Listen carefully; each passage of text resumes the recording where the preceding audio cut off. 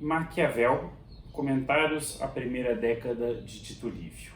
A aula de hoje inicia a segunda unidade do nosso curso, que tem como eixo o conceito de liberdade. Então, se na primeira unidade nos ocupamos nas diferentes obras discutidas do conceito de soberania, agora nos ocuparemos do conceito de liberdade. O que é ser livre? Quem pode ser livre? Até que ponto vai a liberdade? O que a define, etc. São os conceitos chaves do pensamento político moderno, em particular da tradição liberal, né, que tem na liberdade, inclusive, o seu conceito chave. Mas, nesta primeira aula, nos ocuparemos, como diria o historiador Quentin Skinner, da liberdade antes do liberalismo. Nas duas primeiras aulas, né? O conceito de liberdade não nasce com o liberalismo, né? E esta acepção, né, ou estas acepções mais associadas a essa tradição, são relativamente recentes na história.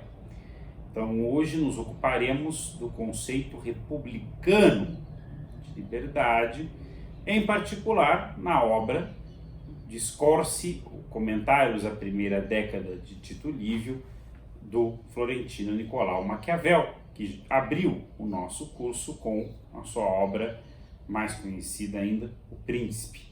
Ainda que para muitos os Discorsi são a sua maior obra de filosofia política, como nós veremos ao longo desta aula. Esse livro foi escrito provavelmente por volta do ano de 1517 e foi publicado póstumamente, assim como O Príncipe, em 1531. O Príncipe foi publicado em 1532, os Discorsi um ano antes, em 1531.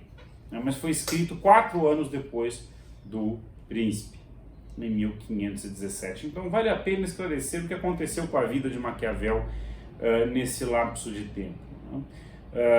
Aqui quero retomar um ponto que eu deixei no final da aula sobre o Príncipe, justamente a busca que Maquiavel tinha com aquela obra, né, oferecida aos Médici, de retornar ao serviço público da cidade de Florença, né?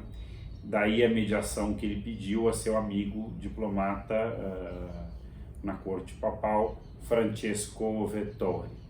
Vettori, a princípio, se dispôs a colaborar, mas à medida que os capítulos iam chegando, viu que o conteúdo da obra, por motivos que já discutimos na aula pertinente, não era o mais conveniente e começou a tergiversar na sua correspondência. Sempre que Maquiavel perguntava a quantas iam os planos, enfim, Vettori enrolava, tergiversando sobre a sua vida amorosa em Roma, etc, etc, e Maquiavel percebeu que aquilo não ia longe, né? Depois de um período de recolhimento e abatimento, Nicolau Maquiavel desistiu dos planos de voltar à vida política e decidiu dedicar-se à literatura, a ser um literato, né? O que, aliás, era algo contemplado na sua formação humanística clássica, a qual também já aludi na primeira aula. Então ele passa a frequentar um círculo literário que se reunia nos hortis Orcelari, né, nos jardins nos arredores de Florença, de propriedade de Cosimo Rucellai, né? Essa foi uma fase bastante produtiva, prolífica da escrita de Maquiavel, é o período em que ele escreve, né, a Mandrágora, sua peça de teatro, entre outros escritos.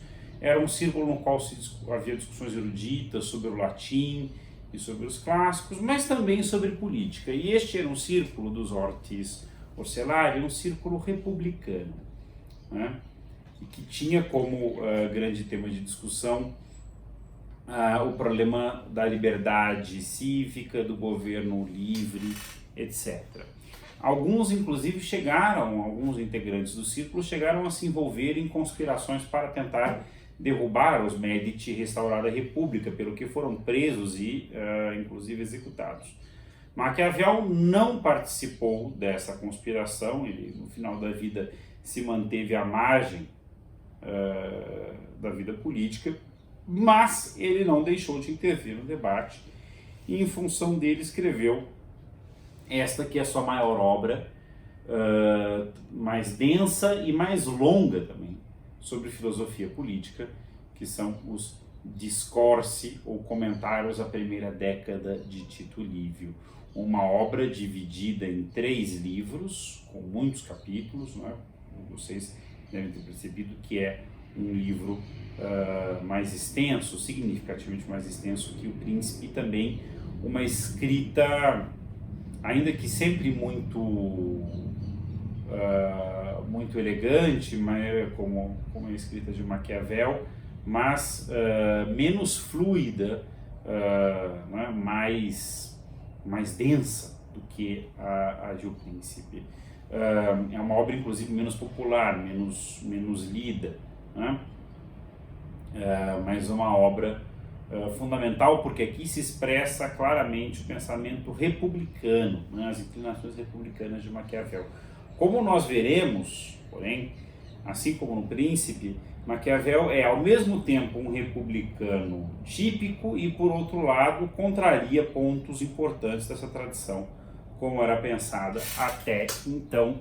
E, nesse caso, tanto a continuidade como a descontinuidade giram, mais uma vez, em torno do conceito de virtude, tema que eu aprofundarei mais adiante, né? Bom,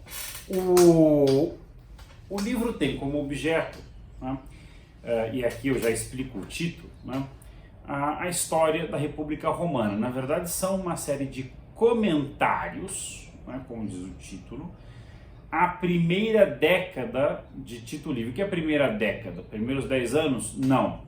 Os primeiros 10 livros, daí o nome década, da história de Roma, escrito pelo escritor e historiador romano Tito Livio, né? Então, digamos, a pretexto de comentar a obra de Livio, Maquiavel vai expor as suas próprias ideias sobre o problema da liberdade republicana, né?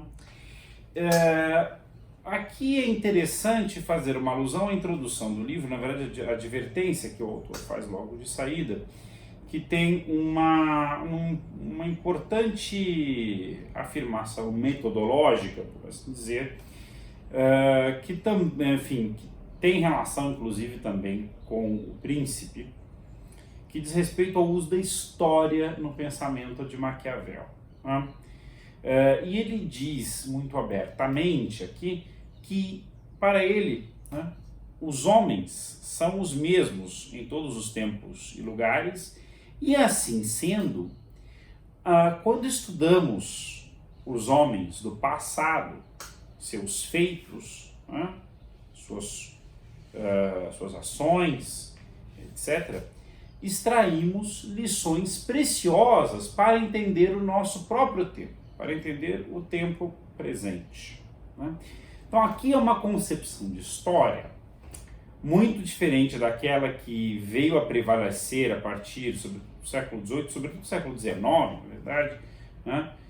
Segundo a qual, com a história, com a passagem do tempo, sobretudo a partir de determinadas rupturas históricas, há uma mudança qualitativa, não só na sociedade, mas na própria, eventualmente, a depender do autor, inclusive na própria natureza humana, né, que seria plástica e historicamente moldável, de acordo com as grandes filosofias da história, a partir da virada do século XVIII para o século XIX, pensando em autores como Hegel ou Marx, por exemplo, né?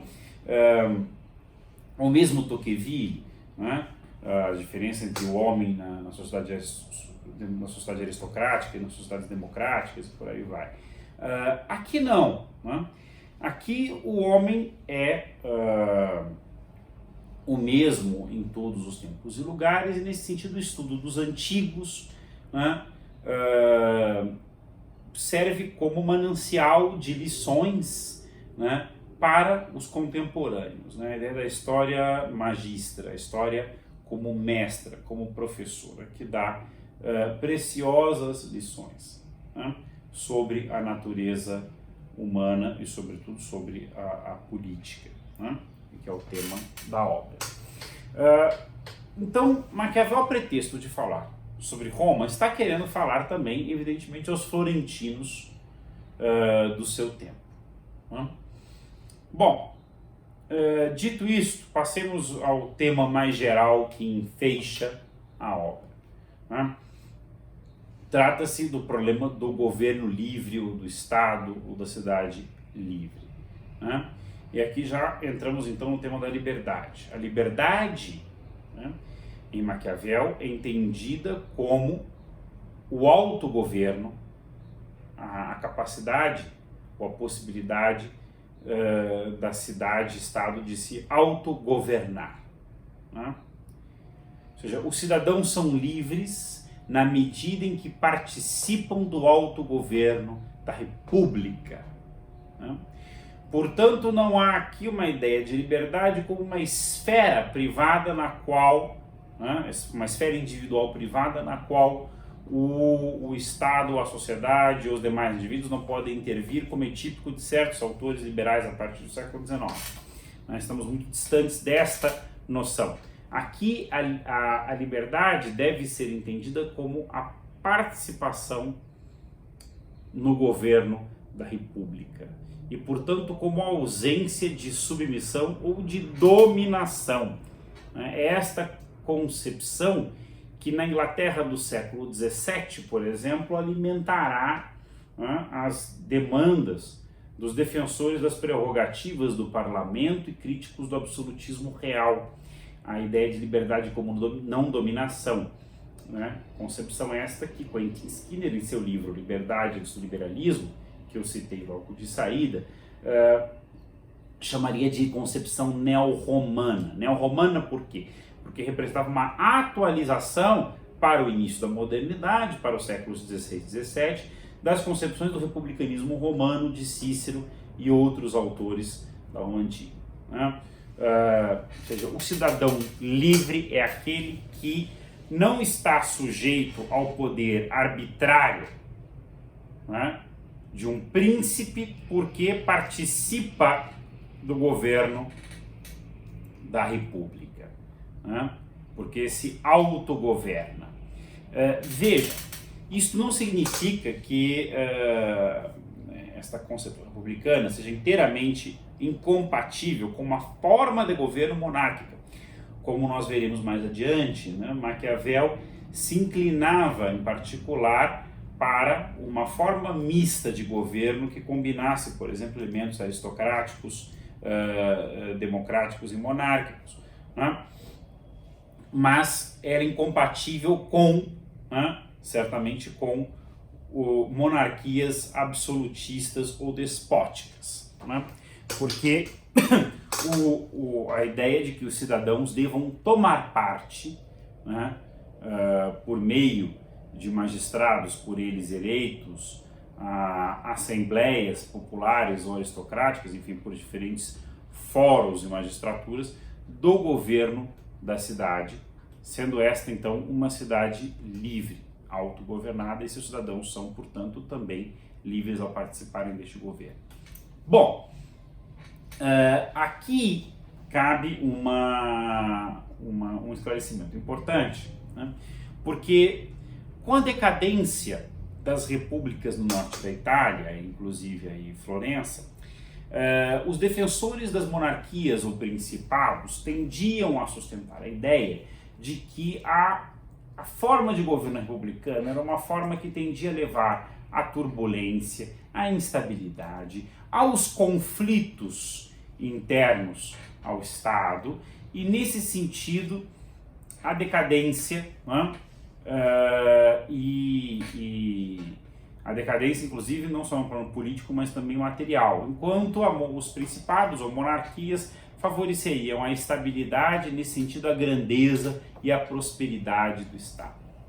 Maquiavel quer, neste livro, explicitamente divergir desta posição E para ele, a grandeza dos romanos, então não é por acaso que ele escolhe comentar a história da Roma republicana de Lívio, né? A grandeza de Roma e dos romanos se explicaria pela sua liberdade. Ou seja, Roma foi grande e se tornou um império porque livre, originalmente livre. Ainda que, né, com o tempo, o império acabou por sufocar a república, veremos como isso se dá no argumento de Maquiavel, mas por muito tempo esta grandeza e esta expansão militar se sustentaram na liberdade. Então vamos entender como Maquiavel argumenta esta relação, né? Por que a liberdade dos romanos explicaria a sua grandeza? Mas ele está claramente querendo dizer o quê? Repúblicas são preferíveis à monarquia, não apenas porque repúblicas são preferíveis aos principados, não apenas porque favorecem a liberdade dos cidadãos, mas porque ao fazê-lo também impulsionam o Estado à grandeza, né? Bom, nos primeiros capítulos do primeiro livro, Maquiavel vai se ocupar das origens, no primeiro capítulo em particular, das origens das cidades e de Roma em particular, ou seja, de onde vem, né, as cidades, como são fundadas, né? Aqui é uma questão importante que para Maquiavel, né, a liberdade ou não de uma cidade, né, e sua forma de governo, né, tende a ser definida já nas suas origens, né? E estas origens, inclusive, lembram um pouco, né, as origens dos principados que ele discute em O Príncipe, em sua obra anterior, né, anteriormente discutida neste curso. Porque de um lado você tem aquelas cidades inteiramente novas, em que um povo antes disperso é reunido por um fundador, e aquelas que são, digamos, já existentes, são refundadas por meio da conquista militar, né? Via de regra, o argumento de Maquiavel é de que as cidades que nascem livres tendem a conservar a sua liberdade, enquanto aquelas que nascem sob um governo principesco ou despótico dificilmente a podem conquistar, né? Na medida em que as instituições originárias, fundacionais do Estado tendem a não só moldar enfim, sua história futura, mas justamente o fazem porque moldam o próprio caráter dos cidadãos. Aqueles que nascem livres amam a liberdade, aqueles que nascem dominados, tiranizados, simplesmente não a conhecem e não a valorizam, né? É claro que uma república pode perder a liberdade, né? Como foi o caso de Roma, por exemplo, durante o governo dos reis etruscos, né? Monarcas estrangeiros, mas os romanos retiveram a memória dessa liberdade e assim que tiveram a oportunidade expulsaram os etruscos e reconquistaram sua liberdade. E por quê? Porque justamente Rômulo e os primeiros monarcas romanos souberam dar aos seus cidadãos instituições sábias e que os educaram na virtude. Então aqui já temos dois temas importantes, né? Aqui aparece a figura do legislador, que na aula retrasada vocês encontraram, por exemplo, um autor que escreveu mais de 2 séculos e meio, cerca de 2 séculos e meio depois de Maquiavel, Jean-Jacques Rousseau, nessa figura do legislador originário, desta figura extraordinária, quase mítica, né? No caso de Rômulo, de fato mítica, né? Que funda a cidade, né? E lhe dá as suas primeiras instituições, e nesse sentido forma não apenas o Estado, mas também educa os seus cidadãos, né? E temos também aqui o problema da virtude, ou seja, há uma relação intrínseca para Maquiavel entre a liberdade e a virtude. Na verdade, já encontramos aqui de novo, ainda que reformulado, para conceitual fortuna, virtude. Né? Isso é uma coisa que Skinner, no capítulo O Filósofo da Liberdade, do seu livro, da sua biografia intelectual de Maquiavel, né? Enfatiza. Né? Temos aqui de novo o par conceitual fortuna e virtude. Onde encontramos a fortuna? Justamente nessa ideia de que as circunstâncias de fundação de um estado, de uma cidade, tendem a moldar o seu destino, né? E nesse sentido, né, o caráter livre ou não do Estado obedece, pelo menos em parte, às circunstâncias que escapam ao controle ou à vontade dos homens. Por outro lado, esta vontade humana, né, determina o restante, né, das circunstâncias que conduzem à liberdade ou à tirania. Então, como diz Maquiavel em O Príncipe, né, 50% dos acontecimentos de nossas vidas escapam ao nosso controle, a outra metade podemos controlar. Ou seja, né, nesse sentido, fortuna e virtude se combinam. Né? Mas o que ele entende por virtude no caso dos Discorsi? Né? Aqui, evidentemente, não é a virtude do governante, do príncipe, mas sim a virtude dos cidadãos, que é o que importa para preservar a liberdade. Né?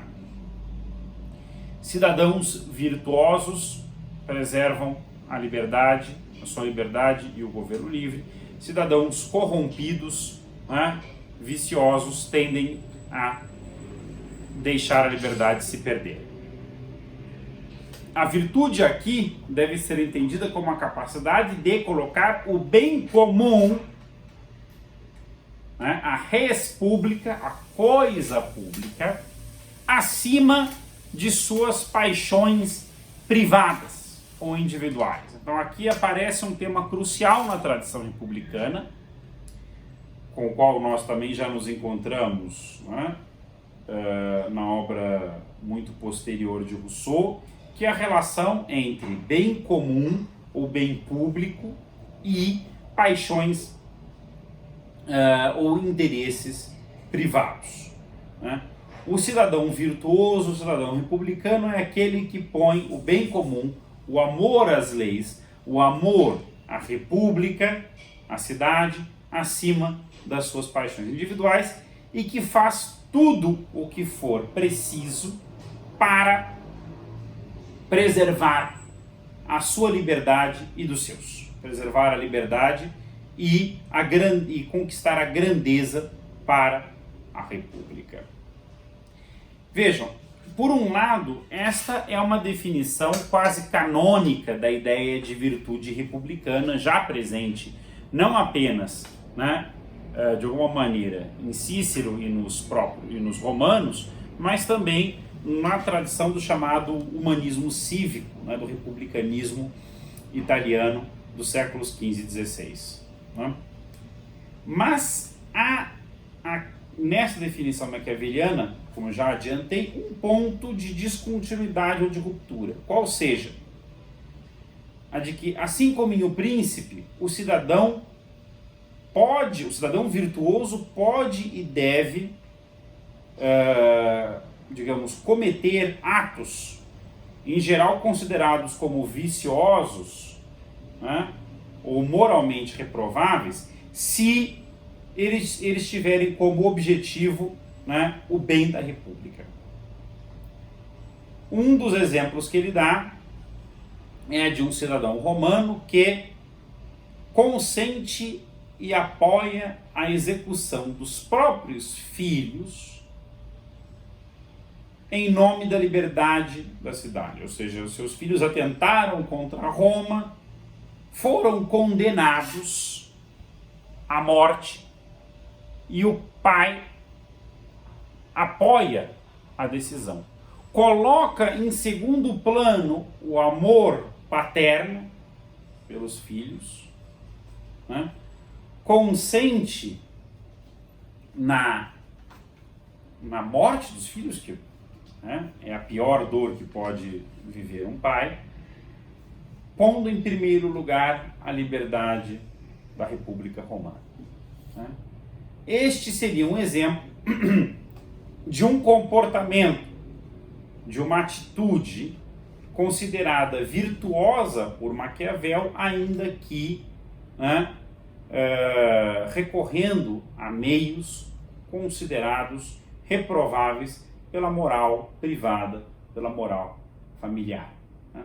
Então, mais uma vez, Maquiavel reafirma uma tradição, mas, né, rompe com determinados pontos dela, porque, via de regra, os escritores republicanos consideravam que o cidadão virtuoso, né, era aquele que justamente punha o bem comum acima do seu interesse ou paixões privadas, mas o fazia seguindo uma conduta moralmente virtuosa, seguindo as concepções tradicionais da virtude, né, as virtudes cardeais, etc., que já observamos no caso das virtudes principescas, né? Aqui não, aqui mais uma vez a virtude implica um fim, um objetivo, né, mais do que, digamos, comportamentos considerados em si moralmente virtuosos ou viciosos, né?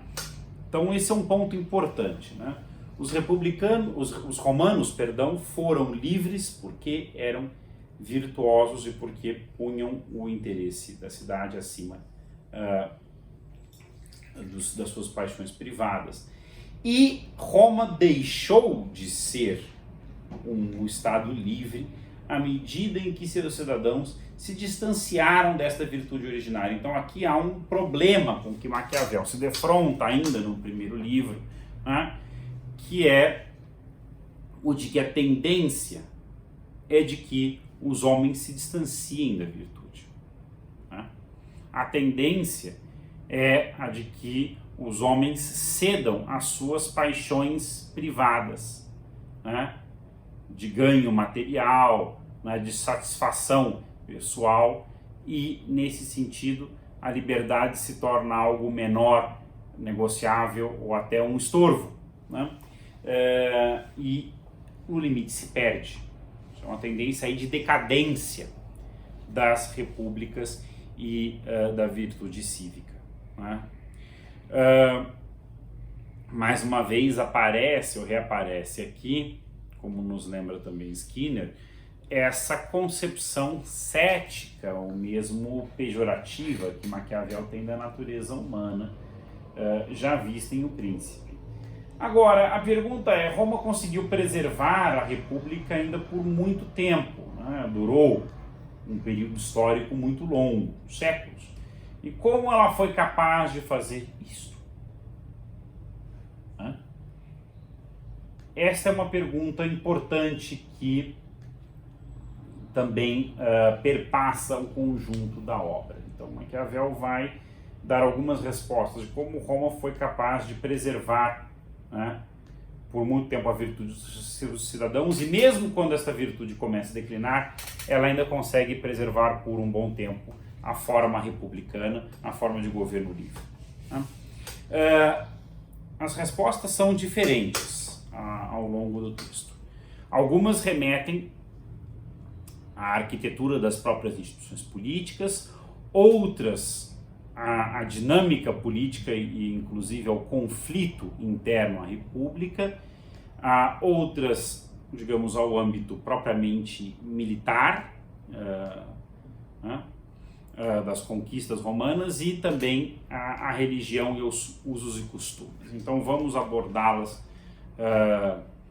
começando pelo tema do conflito. Então, como é sabido, né, a República Romana era dividida entre patrícios e plebeus em termos de ordenação social. Também havia, evidentemente, os escravos, originalmente em pequeno número, que foram aumentando ao longo do tempo, né? À medida que Roma se tornava um império e uma cidade grande e próspera, né? Com as conquistas aumentou a escravidão, o que se tornou um ponto importante de tensionamento, né? Pensemos na revolta de Esparta, etc. Mas aqui Maquiavel se ocupará sobretudo do conflito entre patrícios e plebeus. Os patrícios originalmente eram os primeiros habitantes de Roma, né, as primeiras famílias que teriam sido supostamente os fundadores da cidade, daí o nome patrício, né, os locais, e os plebeus, os adventícios que chegaram depois. Na verdade, você tem aqui uma clara hierarquia social em que a terra pertencia, sobretudo, aos patrícios, né, enquanto os plebeus, né, formavam, enfim, as camadas de artesãos, comerciantes, né, e também, com o tempo, a plebe despossuída de Roma, que vai aumentando na medida em que a cidade aumenta e a desigualdade de riquezas também. Mas, originalmente, Roma era uma república aristocrática e os plebeus não tinham direito à participação na vida da cidade. Com o crescente número dessa camada, eles passaram a pressionar o Senado, né, a instituição aristocrática por excelência em Roma, para serem ouvidos, a ponto de que, num determinado momento, né, episódio bastante conhecido da história romana, deixam a cidade, se refugiam em um monte e se recusam a voltar até que seus reclamos sejam ouvidos. E o Senado envia um emissário, Menênio Agripa, que exorta e convence, né, na verdade negocia com os plebeus, os convence a voltar, né, e em troca eles ganham uma magistratura própria, uma magistratura plebeia própria, que são os famosos tribunos da plebe, que não eram integrantes do Senado, não tinham direito a voto no Senado, mas tinham direito a veto às suas decisões, né? Então, a partir daí, os plebeus passam a tomar parte no governo da República, ainda que não do Senado propriamente, mas passam a ter suas próprias magistraturas, né? Sobretudo os tribunos.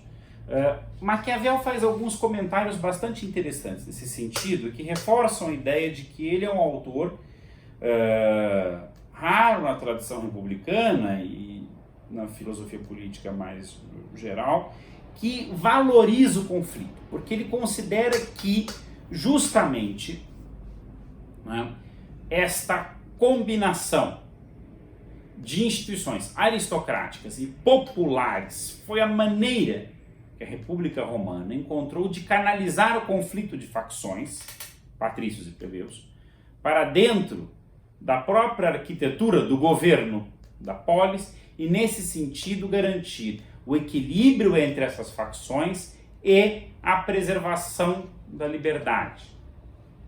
Mais do que isso, o exército romano passou a contar também com centúrias. As centúrias eram originalmente as divisões administrativas dos romanos, mas os membros de cada centúria tinham que fornecer homens aptos à guerra, né?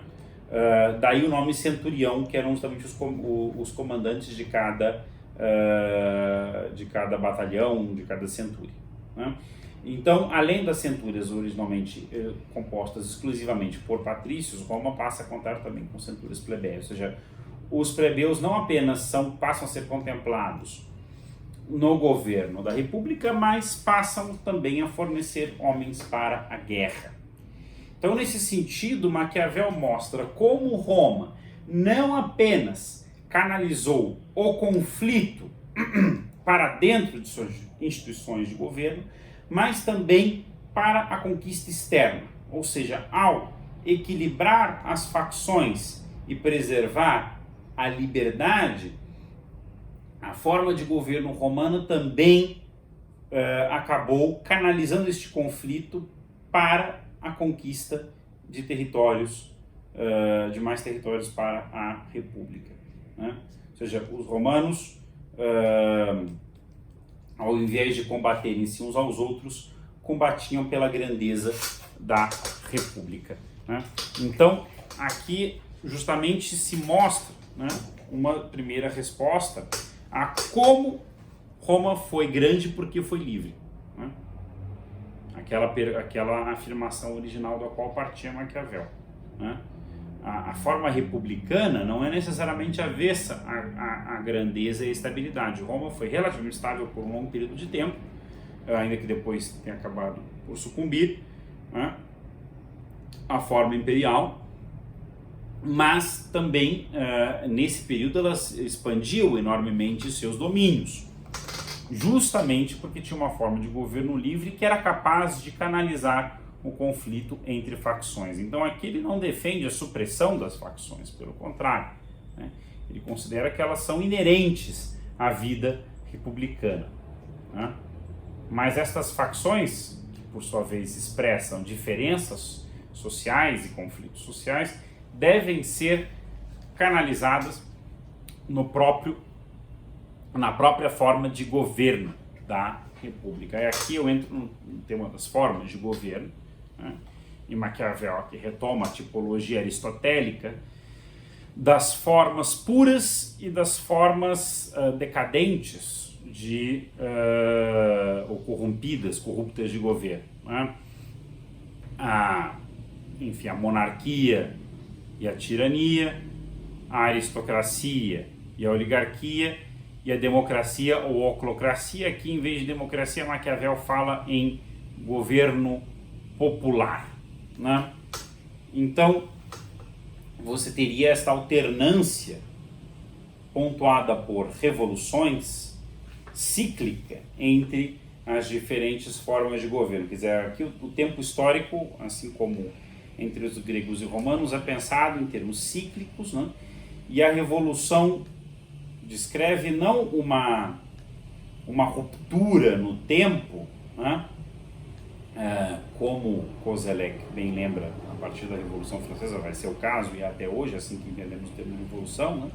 Uma descontinuidade radical num tempo aberto, mas sim um movimento de retorno cíclico do tempo, né? Como no modelo astronômico em que revolução descreve o retorno de um astro sobre sua própria órbita, né? Então, cada revolução assinala a passagem de uma forma pura para uma forma corrompida de governo e assim por diante, né?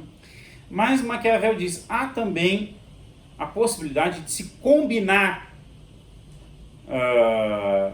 diferentes instituições, né, das formas puras em uma forma mista, né, em uma forma mista de governo, que teria sido justamente o caso de Roma. E isso ajudaria a entender a sua estabilidade, né, pois Roma teria combinado uma, digamos, instituição tipicamente aristocrática, como o Senado, e uma instituição popular, né, como eram os tribunos eleitos pela plebe, né? E ao fazê-lo, né, justamente como eu acabei de discutir um pouco antes, canalizou o conflito de facções para dentro dessa arquitetura institucional, o equilibrou, né, e ao equilibrá-lo deu estabilidade e durabilidade à sua forma de governo. Isso significa que para Maquiavel o governo misto é sempre o melhor? Não. Depende das circunstâncias de cada república, inclusive das suas circunstâncias geográficas, né? Roma era uma cidade fundada em um território aberto, né, cercado por outros estados, outras cidades-estado hostis. Nesse sentido, ela para preservar a sua própria liberdade, só poderia ser uma república expansionista. E nesse sentido, né, a forma ideal de governo era justamente uma forma mista que contemplasse as diferentes facções que a integravam, né, de modo a poder sobreviver, se expandir, né, e se defender. Já, por exemplo, repúblicas em territórios relativamente protegidos e sem vizinhos poderosos que a ameaçassem, como era o caso da República de Veneza, sua contemporânea, né? Mais uma vez aqui vemos o paralelo entre exemplos da antiguidade e casos contemporâneos ao próprio autor, né? Mas uma república como a de Veneza, né, fundada em uma região pantanosa, relativamente inacessível e sem vizinhos poderosos que ameaçassem, esta podia ter, e era melhor servida, por uma forma pura de governo. Daí que Veneza teve uma longa estabilidade, enquanto uma república aristocrática, em que o grande conselho, né, integrado pelas famílias patrícias, dominava a cidade. Ela teve por um tempo uma forma mista, né, em que os doge representavam um aspecto monárquico e o conselho um aspecto aristocrático ou republicano, né, mas historicamente o conselho tendeu a prevalecer, né?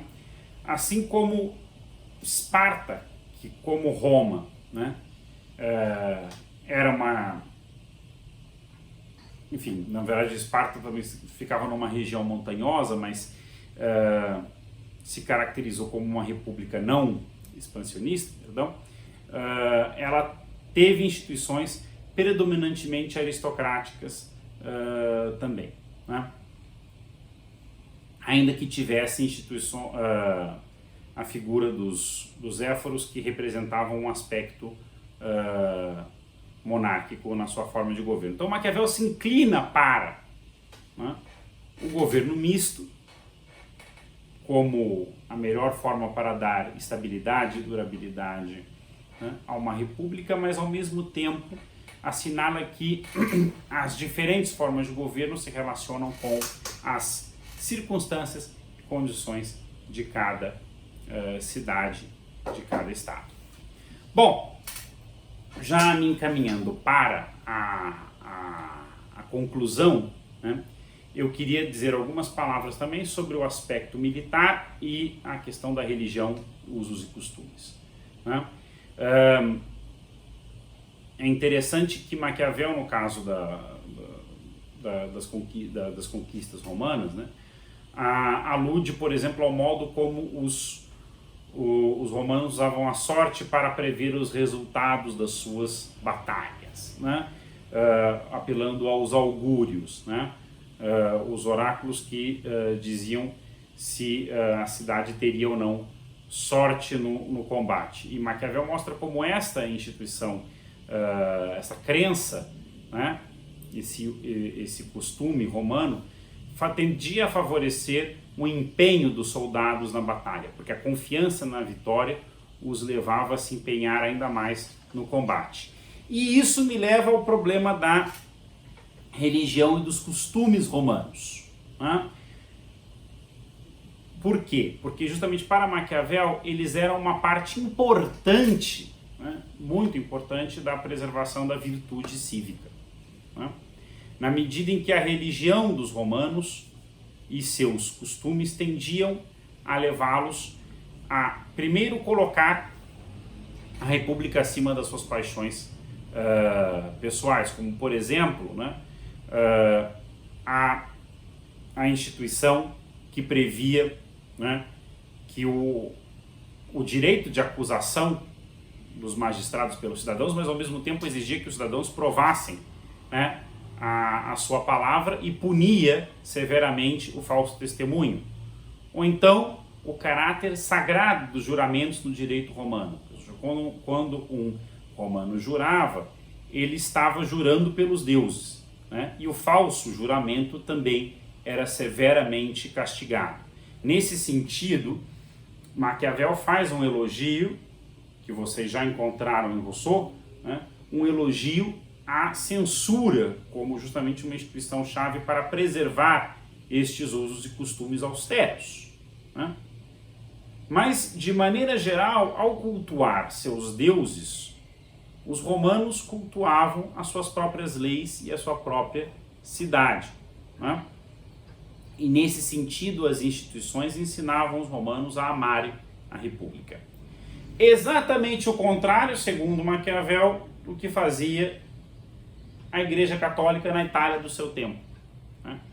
Ao estimular cisões, ao estimular dissidências, ao criar uma dupla lealdade entre, né, as diferentes cidades-estado, o Império por um lado e o Império Romano Germânico, no caso, e a Igreja por outro, né, o catolicismo não ensinava a virtude aos italianos do seu tempo, mas ao contrário, fazia com que ela se perdesse, né?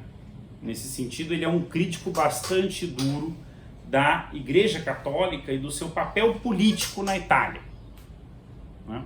Que tendia a favorecer a fragmentação política e a decadência da península. Então, mais uma vez aqui, nos encontramos com um tema que perpassa a obra de Maquiavel, que é o problema da falta de unidade política na Itália e as razões que levam a esta falta de unidade política, né? Que afastam a península da grandeza do antigo Império Romano, né? E um desses fatores é justamente a religião. Se a religião romana os levou à conquista, né, por meio da virtude cívica e do governo livre, a religião cristã moderna tendia a ensejar a divisão e a decadência. Não o cristianismo em geral. Maquiavel, inclusive, se revela simpático ao papel do cristianismo primitivo, do primeiro cristianismo, né, como também uma forja de cidadãos virtuosos. Mas a igreja teria se distanciado desta origem, né, e tanto pela sua estrutura clerical como pelos valores que professava, né, acabava por levar ao contrário, né, a decadência da virtude. Como acabou acontecendo em Roma, também apesar da excelência dos seus costumes, pelo peso, né, das conquistas, do aumento da riqueza, do aumento das disparidades econômicas, inclusive entre os romanos, o que ensejou a conflitos crescentes que as instituições romanas não conseguiam mais conter e que, ao mesmo tempo, erodiram, corromperam os costumes virtuosos, né? Nesse sentido, Maquiavel assinala como a república, ao exigir costumes austeros, né, e a virtude entendida como, né, o bem comum acima das paixões privadas, tende a ser incompatível não com o comércio ou com a desigualdade do cur, mas com, né, o excesso de riqueza, né, e o excesso de desigualdade. Então há aqui também um componente econômico na análise da decadência dos romanos, né? O que aproxima Rousseau de Maquiavel, ainda que, como nós vimos, há uma diferença fundamental, que é o fato de que Maquiavel, ao contrário do Genebrino 2 séculos mais tarde, né, valoriza o conflito como uma fonte de preservação da liberdade republicana.